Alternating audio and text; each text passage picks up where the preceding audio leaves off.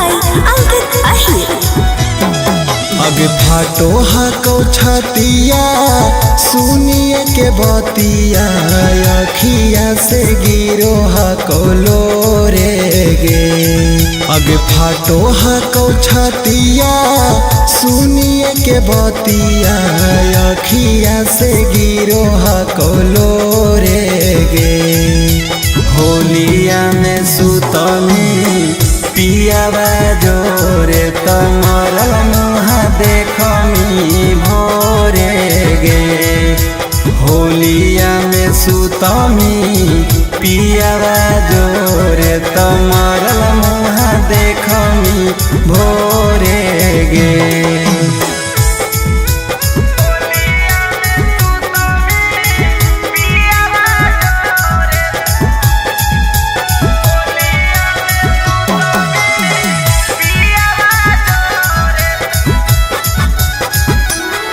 अगे अपने हाथे खून काके खुनवा हमर ले जाई होगे।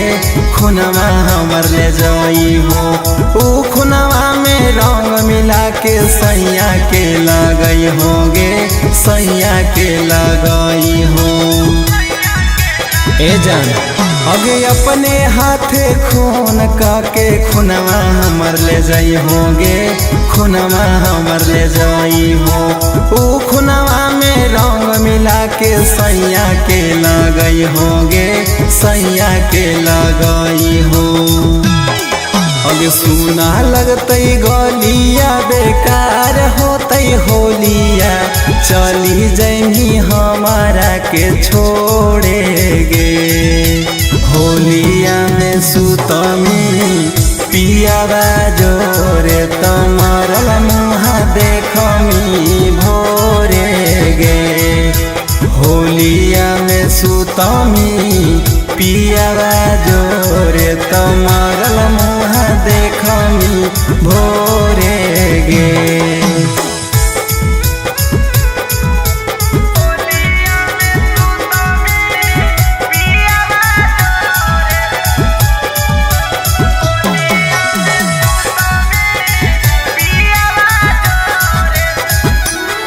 अगे सैयो भीरी जाके नहीं हमरा के भूलई होगे।